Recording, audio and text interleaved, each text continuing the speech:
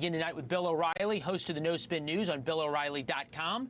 On YouTube at Bill O'Reilly, at YouTube/Bill O'Reilly, author of the upcoming book Confronting Evil. You will notice there Vladimir Putin featured on the cover. Mr. O'Reilly, good to see you as always. Is Trump clear-eyed, you think, now on who Vladimir Putin is and who he's meeting with?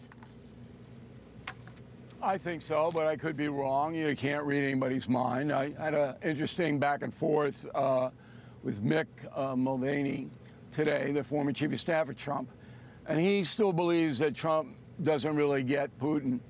But I disagree with that because Putin has, as you pointed out correctly, humiliated Trump in Trump's own eyes by, basically lying to him, saying, oh, yeah, we're going to negotiate in good faith, and then he doesn't. It's a lie. And so now Trump goes to negotiate with evil, which, man, I'll tell you, I went going through my book, Confronting Evil, hard to negotiate with these guys. I mean, they enjoy killing people. They enjoy it. And unless the Russian economy is battered, which is possible, I think Putin would go on killing people. Yep. So what does a win for Trump look like? Well, it's very complicated. Zelensky and Ukraine are going to have to give up some territory. Trump knows that. That's not right. It's not fair. Okay? But the only way to stop the madness, because only one man can stop it, Putin. No one else can stop it, just him. So you're going to have to give him something so he can justify this horrendous war crime to his own people. Say, okay, we liberated the Russians living in eastern Ukraine. That's what he'll say. So that's number one. Putin's going to get some territory. Zelensky, on the other hand, he's got to say, what is worth it? Do I continue to go on like this, losing 5,000 people a week, with no hope of it ever stopping because we, Ukraine, cannot defeat Russia? Or do I give Putin this bounty, if you want to call it that way? Very, very difficult. Yeah. The card that isn't being shown is China. And the Chinese, which is coming up next for President Trump, they could have a very positive effect on Putin. If China turns against Putin, Putin's done. Yeah. So keep in mind, yeah, well, for sure. And that's in the wind. Right, and the flip side of that is if Trump makes China choose between the United States and Russia economically, then that would make that happen even faster. But you've studied Vladimir Putin, and you and I have a special coming up about the book. It is fantastic the way you describe him. I think the reporting on him, his time as a gang leader at 12 years old, brings him to life to the American people, and I think that's really important. But Vladimir Putin speaks a certain language. It is the language of violence. It is the language of action. It is not the language of diplomacy and sort of goodwill. So here's the question.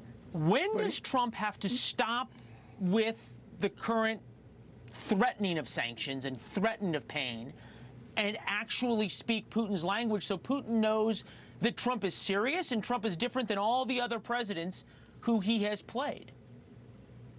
You can't put a time on it, but he has to, the president has to basically say what he says quite often. You got 90 days, or you got this, or you got that, which can move. The lines can move. I think he's tamping down expectations, Donald Trump is, and that's a smart thing to do. But it's all about how much pain Russia will have to absorb. And that's what the Trump team has to go in with. If you continue, no bank on earth is going to do business with you. We'll break the Indian economy. We'll break that country. And that's well underway, Leland. And then other countries will never support you. So it's got to be at that level. But Trump wants to do it so that it doesn't blow up. that he in the end gets That's the fair. deal he wants. But it's a very but in the end, it is. But the only way you get to the end of the tightrope, to go with your analogy, is that Putin has to believe, to speak in KGB terms, with the credible threat of violence, the credible threat of destroying his economy. And well, if not the violence. timeline keeps moving, no, but the timeline keeps moving, the credible threat of economic pain. Putin has to believe that Trump will actually do it, and that means at some point he has to actually do it, right? Well, I believe he'll do it. I mean, I can't really tell you any more than that, but you know me and my relationship with the president, I'm 100% you believe it? positive he'll do it. The one person who I think you were 100% in disagreement with was someone we have on the show often, John Bolton. Take a listen. Well, it's very gracious of Putin to come to former Russian America for this summit. This is not quite as bad as Trump inviting the Taliban to Camp David to talk about the peace negotiations in Afghanistan, but it certainly reminds one of that. The only better place for Putin than Alaska would be if the summit were being held in Moscow. All right, so that moron, and he is genuinely a moron, a self-serving moron, has no solution to this war at all. None. Zero. Okay, so I think it's pretty clear how you feel about John Bolton. Hold on, let me ask a question. It's not a personal I sent the clip thing. to Bolton. Okay. I sent the clip to Bolton. I said I invited both of you guys to come on. Yeah? Yeah, and I'll debate him anytime, any place, anywhere. It's not personal with Bolton, okay? The man has nothing. Not one thing. If we're up to him, this will continue ad infinitum, with women and children getting slaughtered. He has no solution. Let me point out that the Taliban did come, and for 18 months, there was not one American killed in Afghanistan. You get that, Ambassador? Do you get that? He's all rhetoric. He's all hat, no cattle, as they say in Texas. And he hates Trump's guts. He hates him. He doesn't want him to succeed. So he'd rather have death and destruction in Ukraine than for Donald Trump to succeed. Is he a traitor? So you think he doesn't? Maybe. Oh, come on. Come on, can't we have a reasonable disagreement about how to deal with Putin? No, there's no disagreement. He has nothing. There's no two sides. All he does is Trump's an idiot. Trump's wrong. He doesn't have a solution. He never puts forth that. Well, to be fair, come on, let's be honest, he said the same thing. Yeah, and to be honest, he said the same thing always about Joe Biden. He's always critical, which he has a worldview. What's the worldview? Let everybody die? The worldview. Drop a nuclear weapon? Is that you is get that the worldview? No, come on, Bill. No, be fair. How you irresponsible is this? No. It's not disagreements. This guy is irresponsible. He's subverting something that might be successful because he hates Trump. It's like D.C. It's the same thing. You're opposed to putting more law enforcement in D.C. to protect human life. You're opposed to that. This is crazy. Well, we're dealing with that. We're dealing with that. A lot of other journalists. Wait a minute. You and a lot of other journalists, it's a false equivalency. Oh, it's a disagreement. There's no disagreement. He's got nothing, Bolton. Zero. Let me just, okay. And people are dying. For a second. Okay, people are dying. I don't think anybody wants the war in Ukraine to continue. Do you disagree that how the war in Ukraine ends matters? What is Bolton? How's he going to end it? How? I'm not asking you. Don't know. I'm asking you. Do you hold on? Do you agree that how the war in Ukraine ends matters? Sanctions on Vlad. You bleed Vlad economically through the banking system, the world banking system. That's how you do it. Okay? Right. Look, and to be fair, Joe Biden never would do that. Joe Biden would never do that. We have Democrats on the show who, right, he never did that. No, and Trump is willing to do more. But there's a difference between being willing to do more and actually doing it. I contend to you that how the war in Ukraine ends matters. Look, Leland, if there's one viewer watching NewsNation tonight who thinks Joe Biden was a responsible president, you need to see a shrink.